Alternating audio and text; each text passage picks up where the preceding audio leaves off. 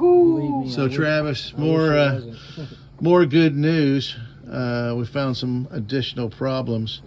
That screw hole right there that holds the engine down is stripped out, all but stripped out. We knew, we could tell it was getting ready to strip. So, but anyway, so we're going to plug that.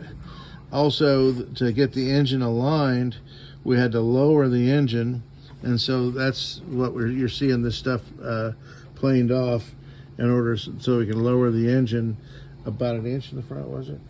3/8. I already went about an inch, and I still needed another 3/8 or so. 3/8. So we're taking 3/8 off in order to get a proper alignment.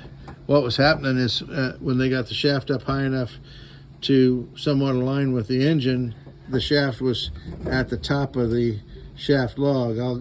I have a show and tell. I'll show you another. It was up against it hard, and it was a 1/4 inch. I still need another 1/4 inch. And it's probably wearing out your shaft log. So I'll show you some examples of that off my show and tell board here in just a minute.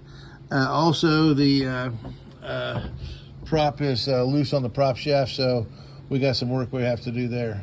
So anyway, we'll get it all figured out. But yeah, this wasn't a very good. The boat wasn't in very good condition, I guess, when you bought it, because as you related to me last night, I'm kind of relating it to the guys that you actually hadn't been able to use it yet. So, and he spent basically $30,000 on the engine, and he hasn't been able to use it yet. So, anyhow, yeah, we're feeling for you. Anyway, we'll talk to you soon.